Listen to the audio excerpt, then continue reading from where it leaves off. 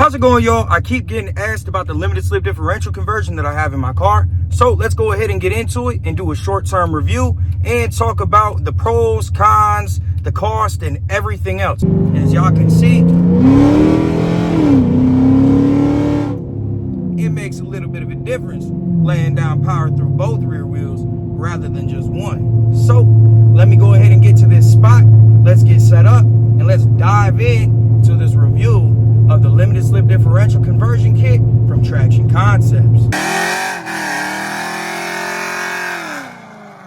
So we all know that the 5.7 liter Hemi platform typically comes with an open differential unless you have 3 pedals. Well, this allows you to get that limited slip differential feel. However, you do not have to sacrifice thousands of dollars at that very moment. So I have received plenty of questions about this limited slip differential conversion kit, and we're going to go over a couple of things. So a lot of people have asked, how hard is the install? If you're mechanically inclined and you have patience, you'll be able to do it.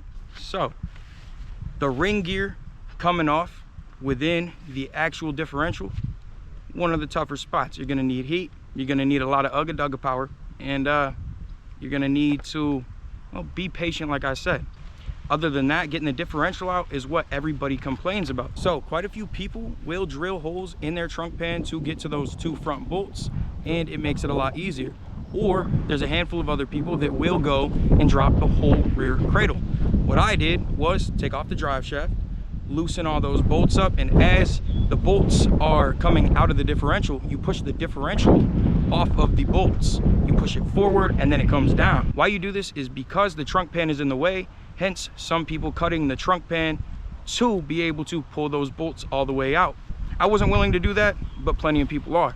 So you have 3 different routes to take. In my opinion, dropping the whole rear cradle or cutting holes in your trunk pan is just not ideal. So I prefer my method. However, there are plenty of ways to get it done. The install basically requires you to go ahead and remove the differential. You crack it open, you remove the actual carrier, you pull the ring gear off, you pull out the spider gears. Sometimes you have to take material off of those spider gears, and then after taking material off the spider gears, then you slide the conversion brick in between, make sure clearances are good. You slide the differential carrier back into the differential, then you reinstall the races on the sides, then you go ahead and just slap it back together with some Permatex, put it back in the car, and enjoy. So it's not that difficult of an install if you're mechanically inclined and you feel comfortable cracking open differential. So for the install, I'd rate it a 6 out of 10 just due to the frustration. But if you are willing to have patience, you have the tools, you have the time, I'd go ahead and tackle it yourself. You will be quoted around $600 for the install at a shop, so it's not ideal. Now let's talk about the effectiveness. From a roll or a dig, you will feel a difference.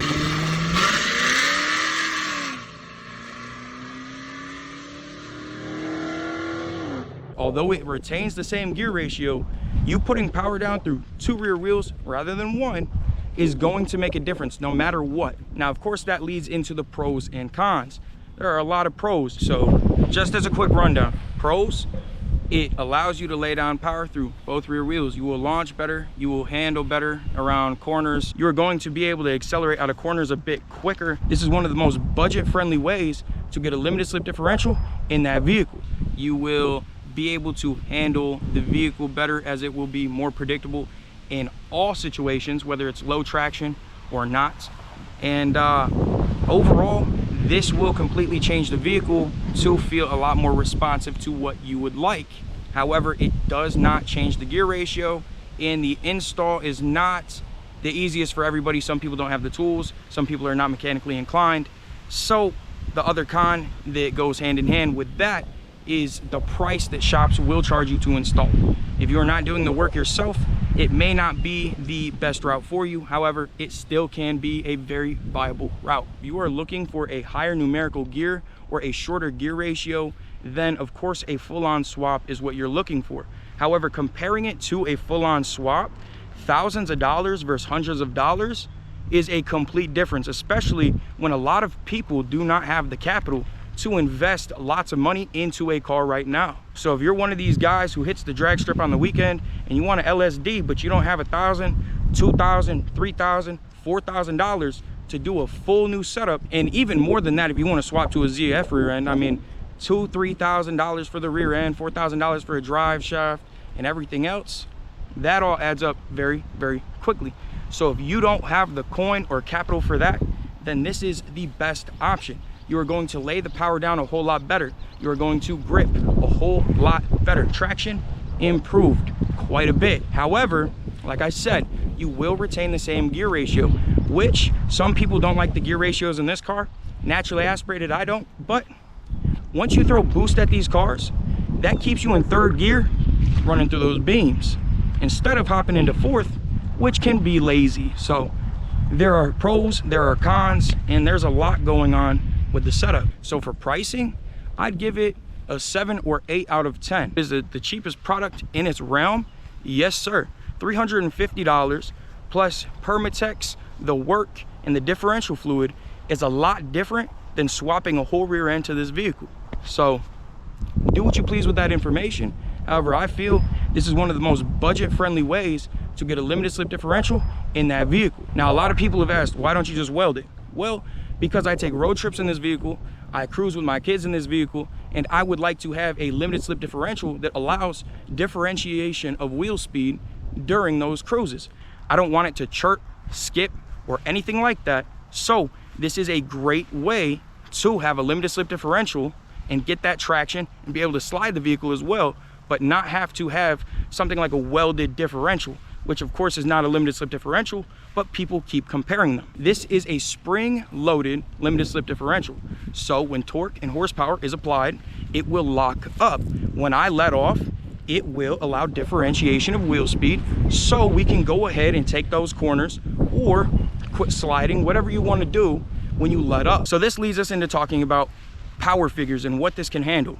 So in my specific setup, the 282 open differential converted to a limited slip differential with a Traction Concepts LSD can handle about 600 rear wheel, maybe call it 550, just for peace of mind. You will start snapping CV axles, but the internals will be fine. So let's call it 550 rear wheel horsepower, but this setup has been proven to take up to 600 rear wheel horsepower on a twin charged Magnum.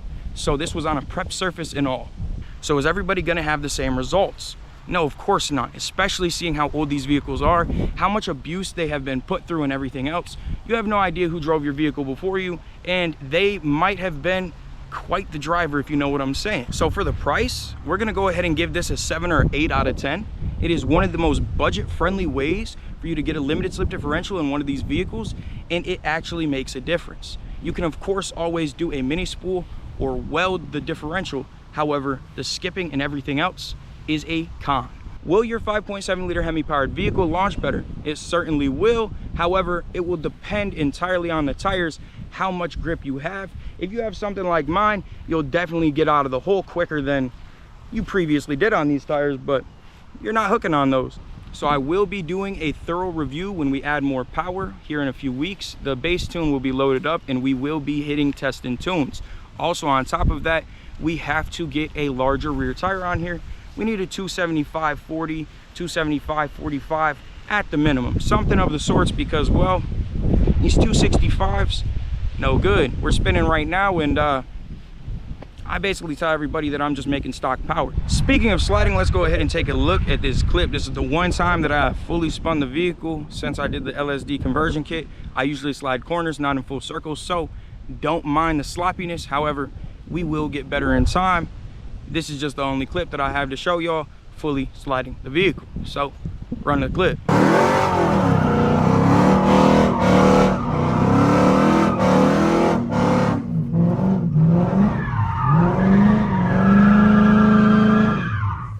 Now, speaking about launching with these vehicles, I will include a couple of launches. A couple of these are not the best, as quite a few of the roads over here recently have been covered in concrete dust and a bunch of other debris due to the fact that there is quite a bit, more than a lot of construction going on. So we will include these clips, but keep in mind the car can be launched a whole lot harder. So in the long-term review, I will include a lot more of that hard launching. However, with these tires and all the debris on the road recently, hooking in first gear with the NAG 1 is not an option. And I get the ZF 8-speed is a whole lot better in everyone's opinion. However, nobody can deny the torque that these nag ones have in first gear. So let's go ahead and look at some launches.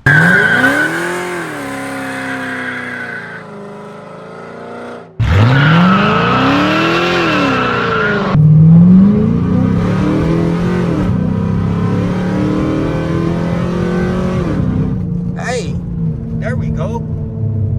Now, would I suggest this for every last person with a 5.7 liter Hemi? No, not necessarily, but quite a few of you, yes, I definitely would recommend it to. So there are certain vehicles that have CV axles with the same splines that match get rag units and whatnot, and it is pretty much a plug and play situation. People like that, of course, it is going to be a lot easier to get that get rag unit in place. But anybody who needs to swap hubs, CV axles, and the actual pumpkin itself, I would definitely recommend doing this, or at least considering it in comparison, especially if you do not need a gear ratio change. So if you are interested in grabbing one of these limited slip differential conversions, go ahead and check out the YouTube video, the install. I do not have the most in-depth install, however, it does give a good rundown. On top of that, use code UnderdogBuilds10 at checkout with Traction Concepts to save yourself some money. So that is the short-term review for the Traction Concepts limited slip differential. Overall, I'd give it an 8 out of 10. There are numerous different factors that are working for it in the pros category and very few cons. If you're looking for a gear change, that's about it. So that'll wrap up today's video. Leave a like, comment, subscribe.